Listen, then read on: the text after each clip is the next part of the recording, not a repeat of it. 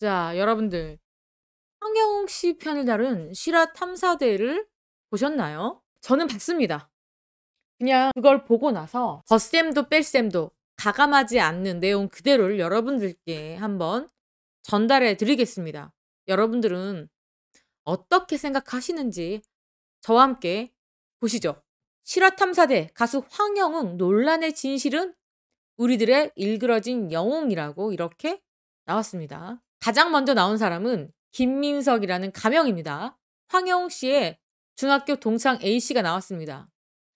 황영웅 씨의 팬들은 학폭이 아니다. 학창시절에는 누구를 괴롭힌 적이 없다. 라고 이야기를 하고 있는데 과연 그 말이 맞는 걸까요? 황영웅 씨의 친구는 황영웅 씨가 학폭 논란을 다룬 더 글로리의 손명호라는 캐릭터가 있습니다. 전형적으로 강자에게 붙어서 약자를 괴롭히는 약간 비열한 그런 캐릭터인데 그런 캐릭터와 너무 비슷하다. 그런 이야기를 합니다. 어느 정도 덩치를 있고 힘도 있는 친구들한테는 아예 약한 모습을 보이고 그리고 상대적으로 뭔가 장애가 있거나 또 뭔가 모자라 보인다거나 뭔가 좀 왜소하거나 좀 집이 못 살거나 하는 친구들에게는 굉장히 괴롭혔다고 합니다. 그런 친구들만 괴롭혔다. 이런 증언을 하고 있습니다. 자, 앨범을 꺼냅니다. 그러면서 황영웅 씨 사진을 이렇게 딱 보여줍니다. 그리고 어색하게 선글라스를 끼고 있는 중학교 졸업 사진도 또 보여줍니다. 황영웅 씨의 중학교 동창 다른 B군입니다. 중학교에는 멋머라는 친구 한 명이 있었다. 좀 약해 보이는 그런 친구였다고 합니다. 그런데 일부러 커튼 같은 걸 가려서 거기에서 황영웅 씨가 이 약해 보이는 친구를 뭐라고 하면 그 친구가 항상 이 뒤에서 울면서 나왔다고 합니다. 괴로워하는 모습이죠. 그 친구한테 황영웅이 어떤 행위라고 생각해 계십니까? XX 행위라고. 여러분들 제가 입에 담기 싫어서 말하지 않겠습니다. XX 행위라든지 아니면 뭐 성관계를 그런 행위를 가르친다고 합니다. 그리고 여자애들 나오는 거 보고 황영웅이 뭐라고 외쳤을까요? XX 크게 외치고 그 행위를 하게 했는데 그런 일이 잦았다고 합니다. 아, 굉장히 심각하죠, 이건 정말. 그중에 황영웅이 앞장섰다. 일진무리 중에 황영웅이 앞장서 있는 상태였다. 자, MC들이 모두 놀랍니다. 여기 변호사, 제 친구 변호사입니다. 이 박지은 변호사, 신동엽 씨 등등등등 앉아 있습니다. 경악해하고 있습니다. 자, 뭐라고 얘기합니까? 중학생 친구가, 동창이 삥을 뜯기도 하고 돈을 갈취했다. 그리고 포켓몬, 그게 뭐죠 이게? 하여튼 무슨 카드가 크게 유행했다고 합니다. 그때 유행했는데 그거를 뜯으면서 갖고 있다가 황영웅이 부르길래 갔다고 합니다.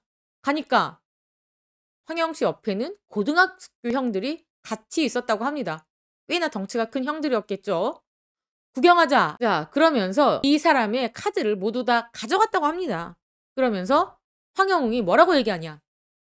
네가 나한테 돈을 주면 1,000원, 2,000원을 주면 네가 뺏긴 카드 다시 찾아다 줄게 라고 이야기를 한 겁니다. 어떻게 보면 돈을 갈취하는 새로운 방법인 겁니다. 돈 내놔가 아니라 야, 내가 네가 잃어버린 그 카드 찾아줄게. 그러면 돈을 줘 라고 말을 한 거죠. 어떻게 보면 좀 지능적이다 이렇게 이야기를 하고 있습니다. 자, 황영웅 씨의 중학교 동창 C씨가 나옵니다. 세 번째 피해자입니다. 이분은 금전적인 피해를 봤다고 합니다. 영웅이가 들고 있던 게임기를 사려고 했는데 황영웅이 제 돈을 다 받고도 돈을 더 달라고 해서 더 줬는데 게임기를 못 받은 겁니다. 그러니까 자신의 게임기를 황영웅 씨에게 팔았는데 물건만 건네고 돈을 받지 못했다라는 증언입니다. 그 금액은 무려 12만 원. 중학생 신분에 12만 원은 정말 큰 금액입니다. 자, 그때 당시에 물어봅니다, 기자가. 저항하는 사람은 없었습니까? 그때 당시에 황영웅 씨에게 저항하는 사람은 없었다. 할 수가 없었다. 어릴 때부터 자신들이 살고 있는 지역에 서열 1위를 하던 친구가 있었는데 그 친구한테 영웅이가 항상 아부를 하고 있었다고 합니다. 그러니까 아까 말했던 것처럼 힘세고 소위 파워가 있고 인기가 많은 친구 옆에서 아부를 하는 그런 캐릭터가 바로 황영욱 씨였다는 겁니다. 여기 보면 황 씨가 일진이었기에 어떤 저항도 할 수 없었던 그때 당시의 학생들이 이랬다고 합니다. 자, 또 다른 피해자가 나옵니다. 이분은 누구냐? 황영욱 씨 동생의 동창이라고 합니다.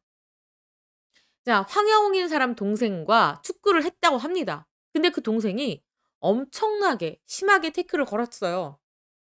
그래서 이 사람이 땅에 찧어버렸는데 그때 좌측 쇄골뼈가 완전히 박살이 났다고 합니다. 자, 그렇다면 어떻게 해 줘야 될까요? 사과하고 치료비를 물어야 되는 게 정상 아닙니까? 그런데 이 피해자에게 한눈에 봐도 키가 크고 불량스러운 사람들이 왔다고 합니다. 한 명이 온 게 아니었죠. 자, 그 사람이 긴 막대기 같은 걸 들고 왔는데 "여기가 다친 데야? 괜찮아 보이네. 좀 살만한가 봐." 이렇게 이야기를 하면서 그러니까 이분이 어땠겠습니까? 너무 무서웠겠죠. 너무 무서웠다고 합니다. 이렇게 말하는 사람이 누구였을까요? 이 사람이 바로 황영욱 씨였다고 합니다. 엄청 낮은 목소리로 다가와서 여기 써 있죠. 황영욱 씨가 더 이상 깝죽거리고 다니지 말라고 경고를 했다고 하네요. 얼마나 두려운 상황이었겠습니까? 다친 것도 억울한 상황인데 이렇게 황영우 씨가 본인의 무리들을 데리고 와서 이런 협박을 한 거죠. 그리고 "이 사실을 너희 부모님한테 얘기하면 죽여버리겠다." 이런 말을 했다고 합니다.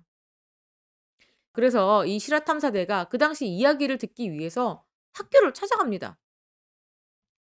황영욱 씨가 그 이후에 어쨌든 트로트 가수로 대성을 했습니다. 자, 말도 많고 탈도 많았던 데이트 폭행의 당사자인 황영욱 씨의 전 여친도 실화탐사대가 만났습니다. 여성분, 황영욱 씨랑 만났던 그분이죠. 굉장히 연락도 많이 오고 스트레스가 굉장히 심했다고 합니다. 그리고 자신의 주변에 있는 모든 사람들이 황영욱 씨가 이 피해자에게 잘못했다는 것을 모두 다 인정하고 있는 사실이다. 이렇게 주장을 합니다. 그러면서 이 피해자가 자신의 휴대폰에서 사진을 찾습니다. 황영욱 씨와 함께 찍었던 당시의 사진들이죠. 자, 이 사진들은 뭘 의미하는 겁니까? 내가 바로 황영욱 씨의 전 여자친구이다 라는 증거겠죠? 그렇기 때문에 내 말은 거짓이 아니다 라고 말하는 겁니다. 자, 그녀는 황영욱 씨를 어떻게 기억할까요, 여러분? 굉장히 많이 폭행을 당했다. 대부분의 폭행은 사람들이 없는 밀폐된 은밀한 공간에서 이루어지는데 황영욱 씨 폭행은 그렇지가 않았다. 버스 정류장에서도 맞았고 그냥 길에서도 맞았다. 그냥 때리는 게 아니라 사람의 몸이 날아갈 정도로 발로 배를 걷어찼다라고 증언을 하고 있습니다. 심지어 여기 뭐라고 써 있죠? 목을 조르는 경우도 있었다고 합니다. 이게 폭행의 정도도 그냥 때리는 게 아니라 목을 조를 정도면 얼마나 생명의 위협을 느꼈겠습니까? 여기 써 있죠? 머리끄댕이를 잡고 벽에 밀쳐서 폭행을 한 적도 있었다. 정말 믿을 수가 없을 정도의 엄청나게 심한 폭행입니다. 그러면 물어봅니다. 무슨 이유로 그런 폭행을 당했느냐? 너무너무 궁금하지 않습니까? 그 이유가? 뭐라고 얘기합니까? 화가 나면 술을 먹고 화가 나면 주체를 못한다 라고 말을 합니다. 그러니까 이 취재를 하고 있는 PD가 "아, 술을 먹고 화가 나면요?" 라고 반문을 하죠. 자, 한 예가 있습니다. 상해 혐의로 처벌을 받은 황영웅. 황영웅에게 그때 당시 폭행당한 피해자가 또 등장합니다. 황영웅과 다른 친구들과 술을 마셨는데 갑자기 때렸다. 주먹이 날라왔다. 대부분은 때리고 난 다음에 이 친구가 쓰러져 있으면 어떻게 합니까? 그냥 거기서 끝나는데 황영우 씨가 거기에서 또 발로 얼굴을 찼다고 합니다. 어떤 친구들 사이에 순위를 먹여 놓고 자기가 피해자보다 더 위라고 생각하는데 그렇게 하지 않으면 화가 나는 겁니다. 그래서 때려 버리는 거죠. 그냥 본인의 뜻대로 해야 된다 라고 이야기를 하고 있습니다. 그래서 제가 황영웅의 뜻을 안 따라주면 기분 나빠한다든가 좀 공격적인 행동을 보인다거나 그런 강압성이 있었다라고 고백을 했습니다. 폭행 피해자가 제공한 사진인데요. 여기 보면 입술이요. 부었고 터졌습니다. 그리고 여기 얼굴 보이시죠? 어디 긁히고 맞고 그런 모습이죠. 그렇다면 이런 주장에 대해서 황영웅 씨의 소속사는 어떤 입장일까요? 연락을 해 봤더니 영웅이를 만나서 다른 기획사에 위탁을 했다. 이 전화를 받으신 분이 실질적으로 황영웅 씨의 소속사 대표라고 봐도 될 것 같습니다. 실화탐사대가 지금 취재를 하고 있다. 그랬더니 어떤 걸 취재하느냐? 그러면서 황영웅이 이제 무대에서 내려왔다. 하차했으면 끝나는 건데 학교 폭력이 뭐라고 왜 그걸 취재하는지 모르겠다. 라고 소속사 대표가 이야기를 합니다. 그리고 하는 이야기, 학교 다닐 때 안 때리는 그런 놈이 어디 있습니까? 학교 다닐 때는 친구들끼리 치고받고 할 수도 있는 거 아닙니까? 그리고 저는 황영웅과 상관이 없으니까 저한테 전화하지 말고 한번 직접 알아보십시오. 그리고 어떤 장면이 나옵니까? 여기가 어디죠? MBN 사옥 앞입니다. 몰려와서 항의를 하고 있는 황영웅 씨 팬들이 모습입니다. 자, 황영웅 파이팅, 파이팅을 외치고 있죠? 이런 모습들. 황영웅 씨 팬들이 황영웅 씨를 두둔하는 모습들입니다. 지금도 실화탐사대 게시판은 신동엽 씨도 MC에 자질이 없다. 과거에 범죄를 저질렀다. 왜 황영웅만 문제냐? 라고 주장하고 있습니다. 경악할 만한 댓글 좀 한번 보시겠습니다. 여기는 실화탐사대의 시청자 게시판입니다. 여러분들 이거 보실까요? 학폭도 나쁘지만 성행위 강요는 그 피해자의 인간성을 말살시켜버리는 살인 행위와 같다. 이런 글에 댓글이 뭐라고 써 있습니까? 요즘은 초등학생도 그런 장난한다. 이런 댓글입니다. 자, 그리고 학폭이라면, 학폭이 정말 맞다면 퇴학 맞고 소년원 간다. 이런 댓글도 있습니다. 그리고 팩트가 없다. 실명 까고 얼굴 내밀어라. 거짓말하지 마라. 이런 댓글도 있고요. 보면 정말 믿을 수 없는 댓글들이 너무 많습니다. 대부분의 기사들은 이런 황영웅 씨 팬들의 무작정 옹호에 대해서 우려를 하고 있습니다. 비난을 하고 있습니다. 또 진행자인 신동엽 씨의 과거까지 파헤치면서 비난을 하기 시작했는데 황영웅이 문제라면 다른 연예인들까지 이름을 언급하면서 전과자들은 모두 하차해라. 벌금 사이즈부터 황영웅과 다르다. 모두 하차하고 번 돈 다 토해내라. 폭력은 안 되고 마약은 되냐. 마약한 사람들 방송 못 나오게 해달라. 라는 내용들을 올리고 있습니다. 이 멘트를 마지막으로 이 황영웅 씨 이야기는 여기서 접겠습니다. 황영웅의 팬덤의 방식은 역효과를 낳고 있다. 본인의 아티스트를 지키기 위해서 남을 헐뜯는 행동도 서슴지 않고 있다. 이들의 방식이 트로트 장르 전반에 대한 부정적인 인식을 만들고 있다. 맹목적인 믿음과 옹호는 사이비의 주된 행동이다. 라는 기사입니다. 자, 황영웅 씨 논란 아직 끝난 게 아닙니다.